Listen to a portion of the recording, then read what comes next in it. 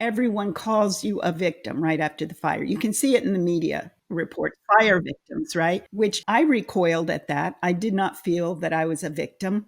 I felt I was a survivor. And survivors have this funny way of evolving into thrivers and even givers who try to give from what they've learned, sometimes even world changers. Some of the people we most admire in the world have been through the worst adversities. So I recoiled. I did not think I was a victim, and I corrected people when they said that. And most people I interviewed felt that way too. We've got our lives. We can start over.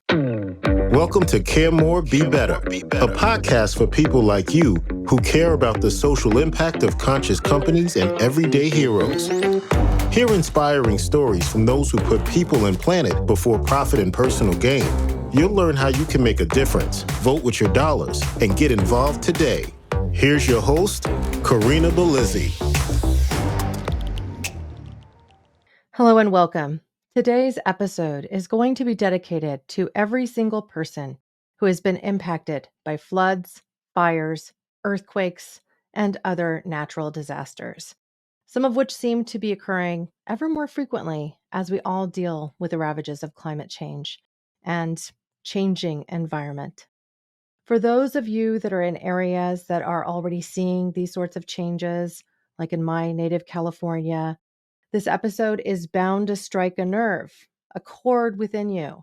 It may stir up some feelings, may cause you to reflect, and even feel some latent sadness. But it will also provide you with more tools to really help you emerge, as well as from past trauma and even present and future. Because the reality of today is that we will face more difficulty. We will face more challenges. It seems to be the one true certain thing in all of our lives. Now, to guide us on today's journey, I am joined by the journalist and fire survivor, Sandra Younger. Sandra Younger, she lost her home. She lost 12 neighbors and almost her own life back in the 2003 Cedar Fire. For 14 years, it was known as the biggest wildfire in modern California history and a bellwether of today's extreme climate-driven wildfires and catastrophes. She's a powerful storyteller. I have her book right here, The Fire Outside My Window. A survivor tells the true story of California's epic Cedar Fire. It's the 20th anniversary now of that fire. And, the reality, again, for those of us living here in California is that we will probably see more and soon as spring turns into the drier summer month. Now, what I love so much about this book is really Sandra's forthrightness, her storytelling prowess. You really get inside the moment. You feel it with her. It helps you to move through even what you might have experienced in your own life. I was evacuated here and on the central coast of California back in 2020 with fires, a CZU fire complex sent my home into a bit of disarray. We had friends who lost their homes in the fire as well.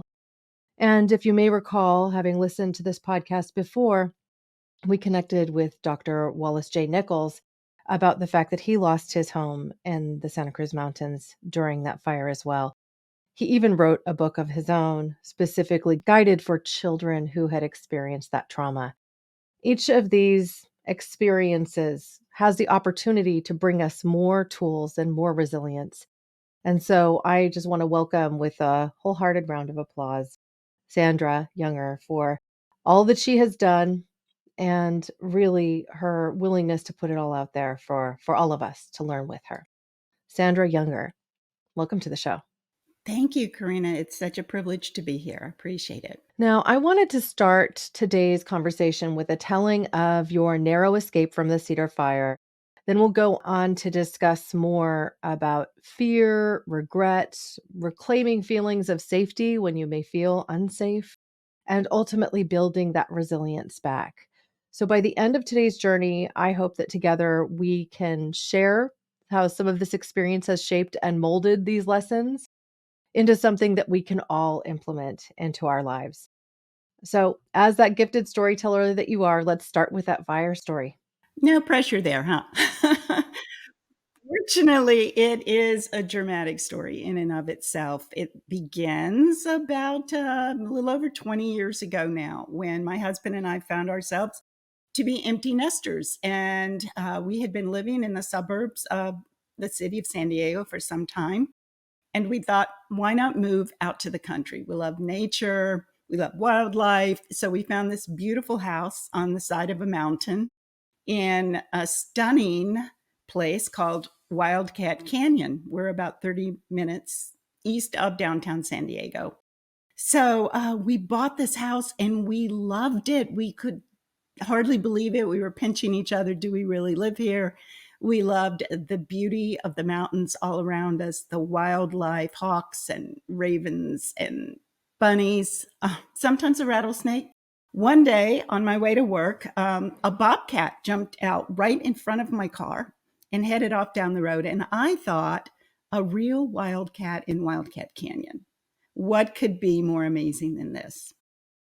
And then, barely 7 months after we had moved into our nirvana, we woke up to the sight of fire outside our window. That's where I got the name of the book. Fire all across the canyon, on the mountain on the other side of us. We could tell there was a glow below us. We knew that meant that the fire was headed our way and we should have already been gone. So we grabbed our two big shaggy Newfoundland dogs and our little brainless cockatiel Chelsea. Now, I say she was brainless, bird lovers. I took care of her and she only loved my husband. She would just hiss at me.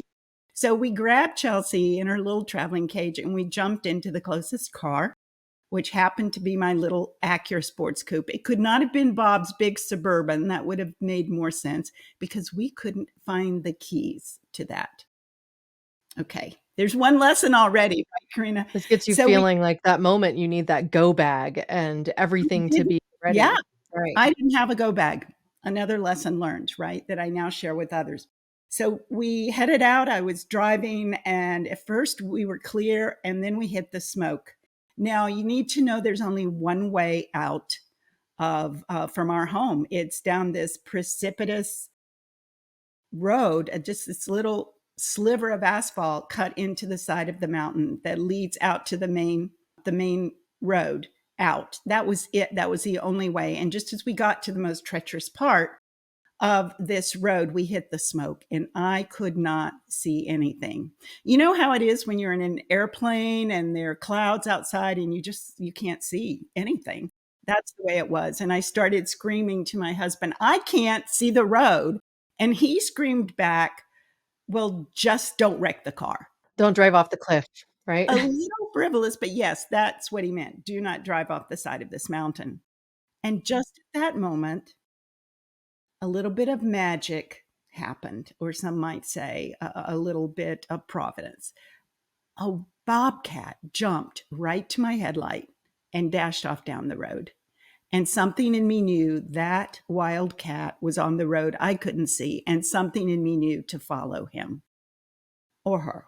So I followed the bobcat, and when I got to the point where it had disappeared into the smoke, now I could see something. I could see these two smeary red fields below and a dark place in between. And I knew that everything ahead of us was on fire, and that dark place had to be the road. There was no going back. So I just steered into the dark place, and Bob helped me, and we negotiated our way through two lines of fire for about a mile until we broke free. And that is how my husband and I, our two shaggy Newfoundlands, and Chelsea, the brainless cockatiel, escaped the Cedar Fire, which, as you mentioned, was for 14 years the biggest wildfire in California's modern history and is now seen as the historic bellwether among several other modern megafires that is an inflection point in climate and fire history. Yeah. Well, it certainly taught us to pay attention. At the time that I was evacuated in 2020, I remember distinctly, it was finals week. I was in graduate school, right? So I'm sitting here trying to finish my final projects while the call has come out for everyone to leave our town. And I'm sitting here going, well, I just want to finish this paper and I'll get it out and then I'll get in the car. Now, granted, I felt like I was far from it. But what Cal Fire was trying to do was learn from your experience and to give people the opportunity and the time to get out with plenty of wherewithal and the ability to then not be responding to homes that have been completely destroyed. Now, my town probably didn't need to be evacuated. They were partly doing it for infrastructure because they were starting to see people coming in, even trying to rob homes that had been evacuated. And so they just wanted to close it all off to make sure that fire vehicles could get in and out where they needed to protect people and their properties if they were still there at all. But essentially, everyone's going around and putting a black X, like in spray paint, on their driveways to say, I've evacuated. And if you were staying behind, you didn't do that. And firefighters were coming and knocking on doors. They couldn't do that in your case. They also couldn't do that when CZU Fire Complex came to Santa Cruz and my friends lived up on the ridge line.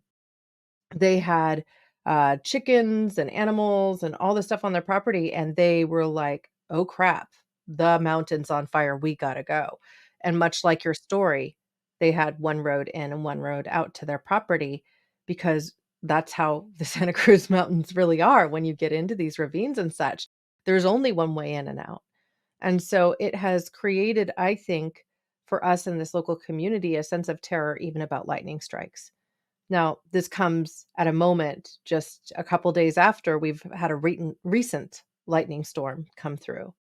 And the first one that has occurred when it's been so damp out, like there's been a lot of rain since the CZU fire complex hit.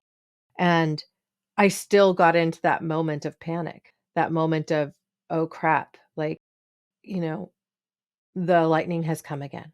And so I know that there are triggers for people who've lived through these types of experiences that can really kind of rear their ugly heads when you least expect it. And so learning to be resilient, learning to retain some sense of hope. I mean, that can be really hard for people. So I was hoping that in this next part of our conversation, you could really help people understand how this Cedar Fire and the fires that we've seen up north are really those sorts of, I think you said the word bellwethers for what's in the future and what steps that you believe society, Cal State, beyond should really be taking to address these challenges so that we're all better prepared and so that we can be more resilient ultimately. I understand every bit of what you just said. There are triggers. For us, it's usually the wind. There's a National Weather Service red flag warning that goes out when fire danger is critical. And the thing is, as you're saying, once it's happened to you, you know it can happen to you. So you can't ever be quite as complacent as you were. We were so naive, even though we thought we were prepared. And it does break my heart to know every year people are going to lose their homes this year in fires, and they have no idea it's coming. So it's important to be prepared. It is important to get out early with your go bag, with your animals if you can, to have made those arrangements in advance for your livestock if you can. All of that is important. And moving into the resilience piece, that for me was the great silver lining of my fire experience, was that I discovered, first by stumbling into them and then by doing a little research, because I am a journalist. I was at the time and a magazine editor, and that's what we do. We, in crisis, we research. And I discovered that there are common sense and yet powerful steps we can each take to build our personal resilience like a muscle, not just for disaster preparedness, but for any adversity that we face in life. It's been studied. It's a subset of positive psychology. And I looked at a lot of this research, and there were a lot of steps you could take, but I boiled it down into 5 because that's all most of us can remember, that I call the comeback formula. So I do have 5 steps that I can share with people. But before I share those, Corinna, it may be interesting to hear the story of how I stumbled into that. Yes, exactly. The learnings that you took into it, because I think we come upon this wisdom. What was it? Well, a dear friend of mine and I were talking yesterday just about having a bad day and how it can really, you can feel defeated all of a sudden and just like, like, gosh, I feel like I'm an imposter in XYZ, or like I don't have the skills to get through this moment. It could be anything that you confront, like your child is confronting some social issue at school and it just sits with you, right? And he said something so wise to me, which is, in my experience, when you have these moments, what you come out of it with on the other side is always better than it would have been the moment before. And I feel like that's true, yet it's hard to see sometimes. It's And so, possible. Yeah, yeah. it's possible. But that's what I discovered, was that it's a choice. When I started to research my book, The Fire Outside My Window, and thank you for showing it. I have a copy too. Shameless It's plug. really a beautiful cover. I mean, as scary as it also is, it's very well Thank designed. you. So nice job. Thanks. Yes. And this is the 20th anniversary edition. As you mentioned, we just passed the 20th anniversary of the fire. So I wanted to update it a little bit and add some context about how the fire is now seen. So I was a journalist, and I knew I had come out of the worst part of the worst fire anyone could remember. We did lose 12 people right around us. That was the biggest bulk of the casualties. There were a total of 15 casualties in that fire, and two others elsewhere in the county in a separate fire that week. I knew that it was my job to document this fire. Do you remember that movie, The Blues Brothers, with John Belushi and all those How could guys? I not? Yes, Dan Aykroyd, yes. And he said they were trying to raise money for this nun at the school, and they would go around doing these concerts and they say, "We're on a mission from God." And that's sort of how I felt. I felt like this was my mission now, to document this story, this entire fire story. And so I went around and I started interviewing people, not just the survivors, the families of those we lost, the firefighters, the law enforcement people who were in it to their singed eyebrows. And what I discovered was that even though everyone calls you a victim right after the fire, you can see it in the media reports, fire victims, right? Which I recoiled at that. I did not feel that I was a victim. I felt I was a survivor. And survivors have this funny way of evolving into thrivers and even givers who try to give from what they've learned. Sometimes even world changers. Some of the people we most admire in the world have been through the worst adversities. So I recoiled. I did not think I was a victim, and I corrected people when they said that. And most people I interviewed felt that way too. We've got our lives. We can start over, right?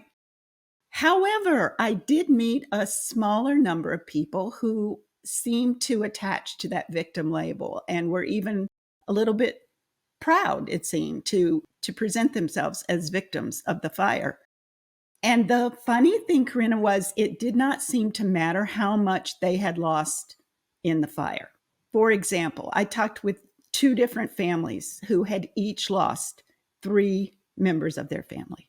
Just sit with that for a second. And they were not the bitter ones. They said our loved ones would not want us to spend the rest of our lives being bitter and angry and sad. They would want us to move on and remember them, with love and joy. The most bitter person I talked to had lost his detached garage, which, to be fair, was also his office. Okay, he lost a lot of important stuff. So did I. I know it's a bummer, but that triggered something in me. I realized it was a choice.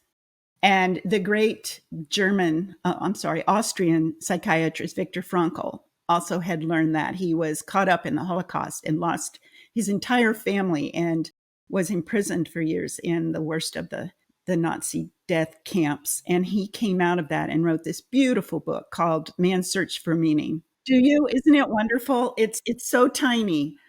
I encourage everybody to read it. It's just pure gold. And he said, the last of the human freedoms is to choose one's attitude in any given set of circumstances to choose your own way, that everything else can be taken from you but this freedom to choose how you're going to respond to this. That was kind of a revelation to me. I don't know why I was so late to the party. The Stoic philosopher said the same thing 2,000 years ago, but I saw it right in front of me as I was doing these interviews.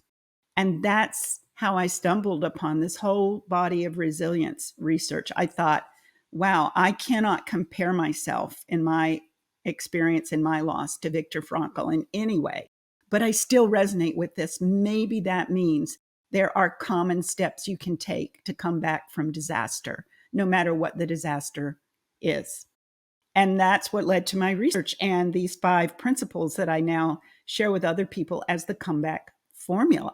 And I understand that these are free on your website too, like, you don't pay gate it, you don't make people buy the book to get a link or any of that stuff, No, so you can go right to my website, sandrayounger.com, and find this. There's a PDF of this, the Comeback Formula Guidebook, and we can go through them quickly if you like.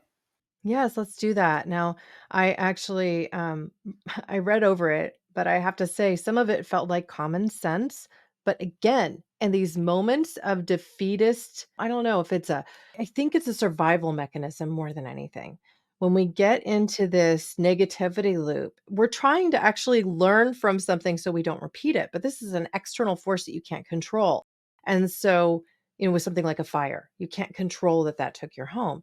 So I think it's all the more needed to be able to provide people with a framework at a time when they're struggling.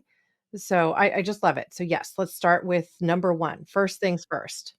Yes, and they all are common sense. It's just that we don't often think of employing them or deploying them, maybe is the better word, as a strategy, right? A skill set. And we don't often think, at least I didn't, that resilience is a buildable skill. We think of it as something that is just innate and static, that, I might have 80% of the resilience that you have. No, we can build it. We can build it like a muscle. So here are the 5 steps. And again, there are lots more. I've created buckets, these 5 buckets. So the first one in the comeback formula, I say come because I want us to think about coming to a place of gratitude. Gratitude is this powerful emotion that keeps us from sinking into what I think of as quicksand, this quicksand of bitterness and blame and victimhood that we're seeing, unfortunately, all across our country right now. People feel like victims, and they're using that terminology that this wasn't fair, this shouldn't happen. You see, But I try to look at it just a little bit differently because you know, you can feel, I think, or be victimized for a brief period of time, and that can be totally okay. Like, okay, you're in the mire. But what I call these people is the wallowers. It's almost like they get some sick kind of pleasure from living in it in a way, this bitterness and this wallowing. it becomes an identity, yeah, and it's also a way of de you know, it's a way of escaping responsibility. It's not my fault. It's because somebody else did this to me, right? Yeah, transference. Transference. There was a lot of blame after our fire. The firefighters didn't do well enough, didn't do well enough. They weren't at my house. There was a 40-foot flame front. How many taxes do we want to pay to have enough resources to just sit around and wait for the next 20-year fire, right? We don't have that many resources. Well, So and people again, don't understand, we gratitude. actually have people come in from Oregon and Washington to help fight our fires. Like, there aren't just local state employees, you have people coming in from out of state to help battle these fires. So, Exactly. it's an incredible thing. I mean, they're like mini companies that erupt overnight essentially to support a tragic occurrence like this, but there's no amount of planning that can prepare you for the wind to shift and suddenly send embers into crevices of mountain range over. There's nothing they could do to prepare for that, right? There's a lot they can do to prepare for it, and they've made a lot of progress since in the past 20 years. It's just that Mother Nature trumps everything, right? If there's a 50 or 60 mile an hour wind, that's blowing, and there's zero moisture in all of this grass we're seeing growing up as a result of our rains. It's beautiful and green now, but as you said at the beginning, it will turn into tinder if the relative humidity is down in the teens. That's a perfect setup for a catastrophic fire. So all of the preparation you can do, the bigger aircraft, our state fire agency is now adding C-130 military cargo planes. They're enormous to its tanker fleet. But to your point, there's nothing you can do to really combat a huge catastrophic fire occurring in optimum conditions, right? It's like trying to beat back the tide. So I think that if you can find, and this is proven by research, if you can find one thing, one little thing to be grateful for amid a world of hurt, that will sort of immunize you against this wallowing that you mentioned. I think of it as getting stuck in this quicksand where all you can do is be unhappy and blame other people. And there's not really a lot of hope there. Hope keeps us going. So gratitude is key, and it's the first step. And then there are four more steps that are the BACK in the comeback formula. B stands for two things. One is to be patient. You can't rebuild a lost house overnight. Boy, we wished we could. I mean, you've been Yeah, through our a local traumatic. community really learned that too, because, I mean, everybody's trying to rebuild at once. There's only so many construction companies, and permits take time. All of it takes time. Yep, it takes so much time. We were really fortunate. We were back at home in about 2 years, a little over 2 years, but I would say 3 years was the average for rebuilding a house. Same thing if you have major surgery. You're not going to be jumping around doing aerobics tomorrow. It takes time for these deep wounds to heal, but they can heal. And so the second B is to be patient no, I'm sorry, that was the first. Believe that you can come back, because resilience is in our DNA. Resilience is the way of the universe. It's why spring always follows winter, no matter how bad the winter is. So that's the B. The Yeah, A what I is wanna kind of, stop here for a second, yeah, though, yeah, because when you're talking about being patient and believing, this also connects to something you said earlier, which really could be surmised to say, attitude is everything. Because if you don't believe, then it's hard to have a good attitude about anything, right? So you have to. that's true. They go hand in hand. That's a really good point. Yeah. I think that's so good. And to go back to kind of Viktor Frankl's perspective, but also you'll see this in a lot of business texts too about attitude and just how if you approach something with a belief that it can be done, that can inspire creativity, it can keep you a little happier, and ultimately you can see a solution. And that's where we really, I think, need to keep our energy focused, right? Yes, I love that analogy, because I do believe that again these principles apply across all areas of our life, including business. You can see examples of resilient businesses, and often it's that leader that keeps the vision alive, right? And keeps the the hope and the knowledge alive that we can do this, right? We can come back, or we can achieve. So that's the B. Be patient, yet believe it's possible. A is a little tricky. This is the one that gives us trouble. It did me. And that is to accept help when it's offered. I'm And sorry, I to, laugh on this one too because I felt yeah, like I'm looking at myself there, like, it's really hard to ask for help or to it's even so accept hard. it when it's offered. Yeah. Yes. So, you know what I say sometimes is to accept help and be tough enough to ask when you need it. Be tough enough to ask. And, right after the fire, people were showering us with all sorts of stuff. A lot of people saw it as a good opportunity to clean out their garages. And so one of my friends said, "I'm going to send you a bunch of designer clothing." Yeah, from the 80s.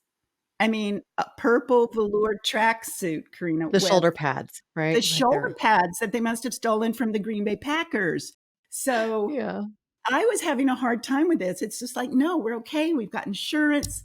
And then a good friend of ours who also happened to be a psychologist and very wise in these issues took me aside and said, Sandra, your job right now is to be a grateful recipient.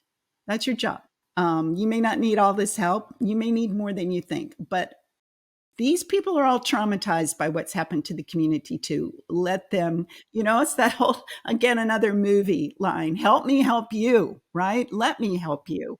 So, this asking for help, accepting when it's offered to you, can be the toughest one of all, but it's crucial. It's part of the resilience formula, and it's a really strong builder of resilience. So, then C, we've talked about this already. This is Viktor Frankl's great contribution. C is to choose your attitude.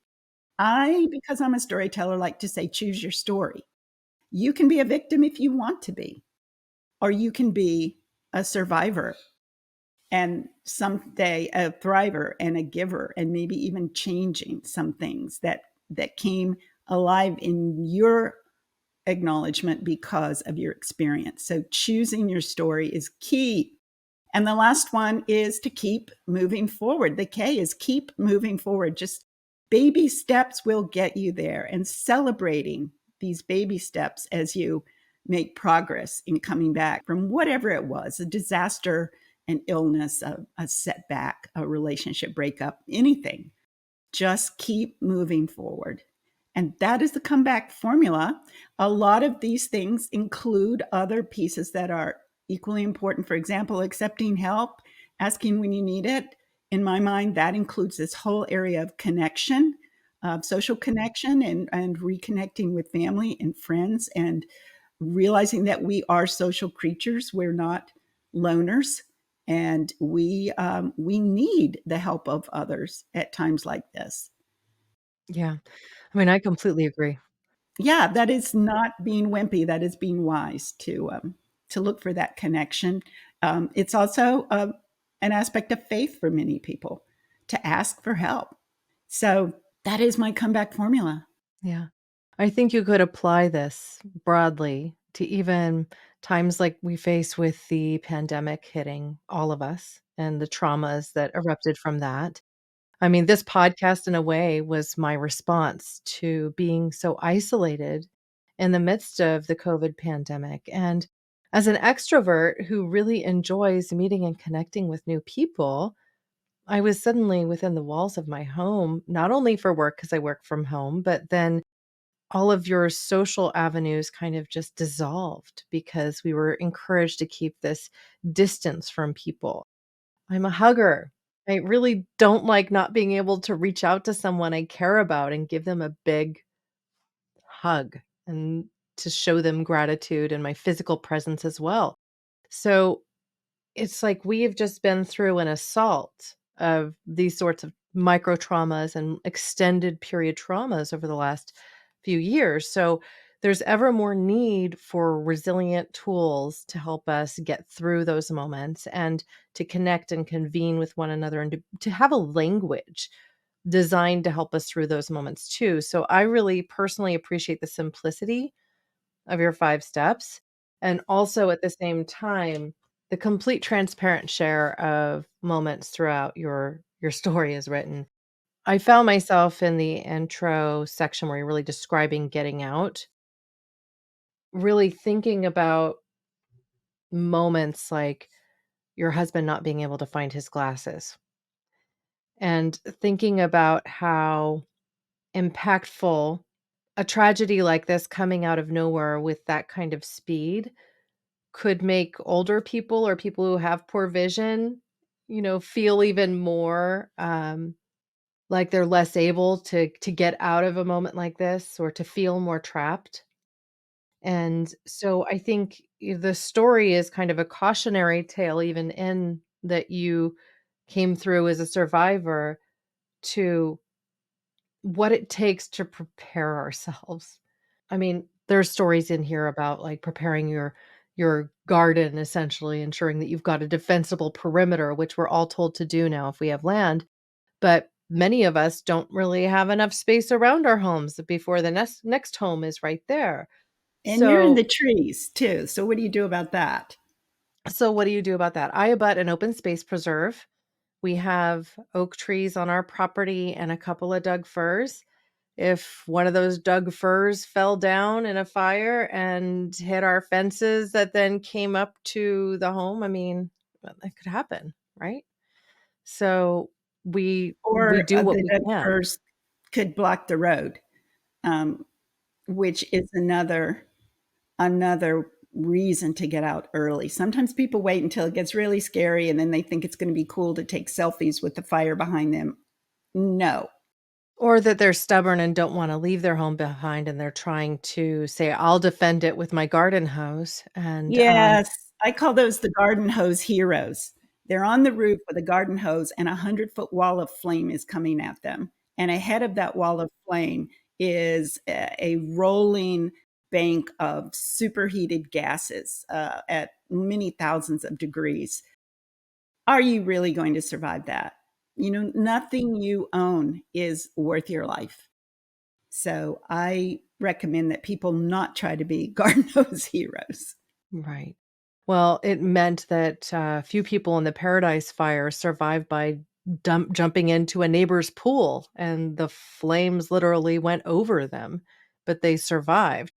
They could have just as easily not survived from too many toxic fumes or passing out from smoke, and now they're in water and they drown. I mean, there's all of these potential problems, but sometimes these things come so fast and heavy that, we're not thinking clearly. And perhaps we can't find our shoes, as you tell the story in Yes, your I book couldn't find my too. shoes. Right. Well, These things that you keep you kind know, of going back yet once more to try and find something before you get out. I know you can't believe that you can't find it and you keep looking in the same place, like you have all the time in the world. I do a lot of public speaking, and I often speak to at risk communities about how not to be a fire victim. And so I talk about these things about being aware. We were asleep, we were asleep and not aware of the fact that it was a red flag day. So listen to the news and the weather. Pay attention to your gut feeling. Don't wait for an engraved invitation to evacuate. It may not come. If you feel like you're in danger, you probably are, and you should act on that. And, to value your life more than your things. Corinna, there was a couple who perished in our fire, and they were found with a filing cabinet in the back of their pickup. They did not have time to load a filing cabinet into the back of their truck. And that leads to the most important thing again is to evacuate early before it gets scary, before the roads get clogged up and you're just sitting there not able to move as the fire is coming. That's what happened to a lot of people in the horrific Maui fire. So, all of these things are good pointers for people, not only, and again, as you said to begin with, not only in fire country, which is more and more of the country, not just California. Look what just happened in Texas, right? But any sort of disaster, storms and floods and, tornadoes, just even tsunamis. We have to know if we live in tsunami territory and take precautions and have a plan. So, as the climate warms, and I'm really heartened to see that you spend a lot of time calling attention to that and to potential solutions, we are going to see more and more of these natural disasters. Mother Nature is pretty pissed off right now, and with good reason. So, we have to be ready. We have to know and not be naive. Yeah. Well, and to your point, they could come from any which way. I mean, it used to be in California, you worried about earthquakes, which you could never really define. Or, I mean, I remember how many times I had to go through an earthquake preparedness session at school or something like that. And you were taught what to do in the case of an earthquake coming. I remember being in meetings and crawling under my desk in the middle of a meeting because we had an earthquake. Now, these were also things that you couldn't prepare for. And we were much more attuned to surviving them shortly after the 1989 quake, right? But then we got real comfortable and like people stopped storing water and they stopped storing food. Now that fires are happening almost every year, I think there's an equal possibility that people almost stop paying attention to it because, oh, yeah, yeah, I'm just it's just this again, everything's going to be fine. And it won't happen to me. Yeah, and somehow, you live in a neighborhood that isn't going to be impacted. But, that likelihood is actually kind of drifting further from the truth, I think, as time goes on. And so it's important that people understand a couple of things. One is that there is this thing called climate lag. So even if we stopped all emissions today, we would still experience the worsening conditions for the next 20 to 30 years. So we can expect this summer to be the coolest summer for the next long, long time. And that will mean that we have hotter summers, drier summers, and potentially wetter winters where all the water comes all at once. I live on a hill in Scotts Valley, about an open space preserve. But the lowest point of my home is my office, which is where I'm in right now. It has a cement floor. Thought it was just fine. We've been here since 2009, and it flooded in the past 3 years twice. And so I've had to do some major projects at my home for flood abatement in a space that we never thought would have to have it. We don't have flood insurance because we're not in a flood zone. Like, why would this be a problem? Right. Thankfully, the state enabled us to write off a good portion of this given that disaster fund. Right. But it's essentially driving us to a point where we have to think about how we survive even some of the minor inconveniences. And I say minor inconveniences, but they are persistent and annoying, like power loss, because every time that the wind blows and it's dry out, PG&E shuts off all the lines because they want to avoid fires from happening. So we've had power outages that lasted 5 days purely because of wind with no power, right? And so I have a generator now, and I'm likely this year going to invest in a power wall so that we can store power for 2 or 3 days so that I don't have to run a generator and burn fossil fuels. But this can also make people in my seat feel like, what is this, a third world country? I thought we were the developed world. And the reality of today is that our infrastructure is not in such a place that we can really have that sense of security. PG&E has to shut off the power lines when this happens because otherwise we could see another paradise, The entirely. campfire, right, Yeah. that destroyed paradise. Yeah. There is progress also among the utilities. Our own utility here in San Diego Gas and Electric, is a front runner here. They have created a network of monitors all across the back country so that they can tell with surgical precision which areas are experiencing the highest winds, where they can shut off certain circuits instead of doing this blanket shut off that PG&E has had to go to because of their responsibility for some of these catastrophic deadly fires. So as that technology becomes the new technology or the standard, I hope, across a lot of electrical companies, we will be able to eliminate some of that risk. For people who are listening, when the winds are high, they can blow power lines down.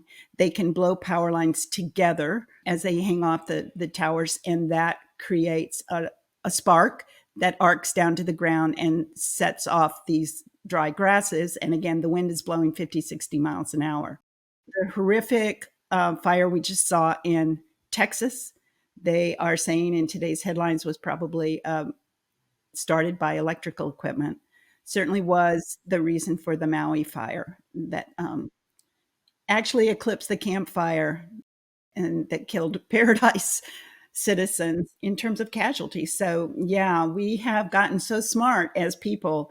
We can have all of these cool things powered by electricity, and yet there's some trade offs there. So, there is hope, I think, for mitigating that sort of risk. Well, the situation I think is such that we really need to enact something more of like a public works project that will move our power lines underground where they probably should have been at the time that we instilled all these projects, specifically in California, where we were introducing fiber optic cables through all these neighborhoods and didn't in many cases at the same time also move the power underground because they were separate projects. Like, we need to modernize our infrastructure to be more akin to what they already do in Europe, which, is largely off of fossil fuels for heating buildings. They'll often work with like things like heat pumps in the homes and things like that that don't emit as much and that ultimately don't damage the environment the same way and are more efficient, all these things, right?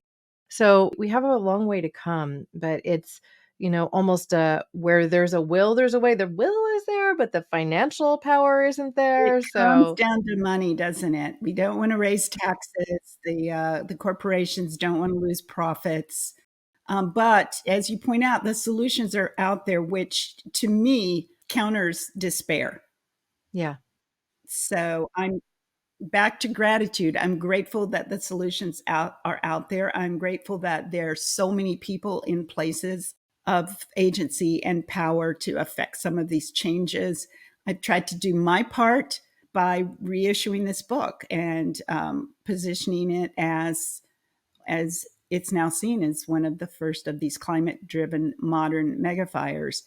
So I appreciate your calling attention to that and to what we're seeing now 20 years on with these even more outrageous fires.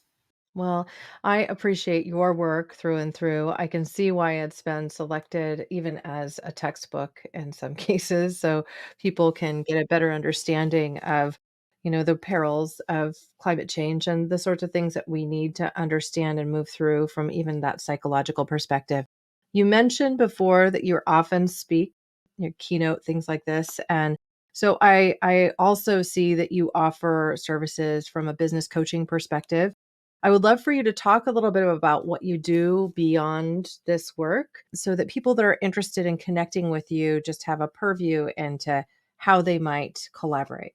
Thank you. Thanks for that opportunity. Well, yes, I do see myself these days as an author, a speaker, and a coach, and that all sort of came as this fire experience took me into new territory, literally and metaphorically. The book gave me a platform to speak not only about the lessons learned from the fire, but these lessons I've shared with your audience about resilience and how we came back, also to neighborhoods at risk so that they can be better prepared. Sometimes it's easier for us to believe a person like ourselves, someone from the public, rather than a firefighter or a power company representative. So I do speak a lot on that, and then people began coming to me for support after a fire. People would call and say, would you talk with my friend who just lost her house in this or that fire? And of course I will. And also emergency responders, emergency professionals. I've spoken to a lot of their conferences, and every now and then someone will take me aside and share some of their experiences and how this resilience work resonated with them. So, as I was doing more and more of this coaching work, I wanted to be doing it right and, first do no harm, right? I wanted to be able to be helpful and not exacerbate anyone's trauma. So, I went and got coach training, and it led to an ICF certificate as certified professional coach. ICF, it stands for International Coaching Federation, which is the gold standard and the accrediting body in coaching. So I am ICF certified, on my way to becoming ICF credentialed, a further step to provide life coaching, business coaching. Usually we talk about what are your aspirations? Where are you now? Where do you want to be? And let's talk about how to get there. I love coaching because it's not therapy. It's not looking back and trying to undo past trauma that may lead to pathologies. It's none of that. It's a creative partnership where I don't tell you what to do. I help you to find the answers within yourself by listening carefully, making observations, asking powerful questions. So that is the coaching process. If that appeals to anyone for any reason, career, personal, or disaster related, or business, you know? Well, I have to say it resonates nicely with your 5 steps too, because what is that Does last it? one? It's like you Yeah. march forward. You have to plan for the future and kind of continue, right? And that was And our so group project that we had to do within our coaching program, and we chose to do resilience and look at it across many different dimensions. So, yes. So, again, people can connect with me on my website, sandrayounger.com. They can find the book. They can find the complimentary gift of the comeback formula. This goes into a little more depth about what we covered. They can contact me for speaking or coaching. oh, that's amazing. Now, I also want to just remind our audience that I've covered the topic of resilience before, but from a medical doctor's perspective. So, if you're deep in this conversation and you want to learn more about resilience, you can go to my earlier episode with Dr. Deborah Gilboa, where she talks about her workbook, which is From Stressed to Resilient, because as she put it, if there's anyone that's stressed, it's a single mom MD working with the thriving practice. Oh And my she gosh. had 4 boys and was doing the single mom thing and, Yes, working as an my heart MD goes with out to practice. her. So, you may be encountering stresses that do not relate to, Oh, a man. home burning Yeah, down or something tragic, but it yeah, it could doesn't just have to be be that that. modern life, right? So, that's another great conversation, and I'll point to that with show notes, as well as if you're on YouTube, I can just put that link right up over there. Yeah. Thank you so much for joining me today. I really enjoyed this conversation. I appreciate your story, and I just applaud you for being so transparent about the entire process because it's really hard to get out there and share it all, especially when you, in a way, are having to kind of revisit those old wounds along the way. Yes, it was cathartic, I will say that. It was a good medicine for me coming out of the fire. Thank you so much for inviting me to share with your audience. It's been a pleasure. To find out more about Sandra Younger and her work, visit sandrayounger.com. You can also get there from Sandra Miller's Younger. I will be sure to include links to everywhere that you can connect with her and where you can find her book, including in my Amazon shop with show notes. You can also find that in our complete blog. I will, of course, link also to prior episodes mentioned, including that interview on Blue Mind with Dr. Wallace J. Nichols, who also authored the children's book on recovering from Wildfire. You'll also note that episode with Dr. Deborah Gilboa, who is a resilience expert. Now, if you do buy Sandra's book through my Amazon shop, a very small portion will go to my support this show. And that's something that Amazon just does for anybody that points links through. So if you love the book or if you want to connect with it, please go ahead and use my Amazon shop. And if you enjoyed today's episode, please subscribe. And while you're at it, give us a 5-star rating and write us a review. Tell us what you loved, perhaps even what you didn't. All feedback is valuable and helps to plan the trajectory of this show. Often, guests are even those individuals that are referred by listeners. So if there's someone you think I should interview, please send a note. You can do so through social channels, through the website, or through simply sending me an email to hello@caremorebebetter.com.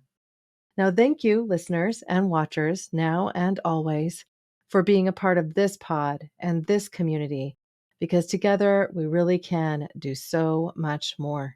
We can care more, we can be better, we can build a more resilient and supportive society with daily practices of gratitude, patience, acceptance, storytelling, and a commitment to move forward. Thank you.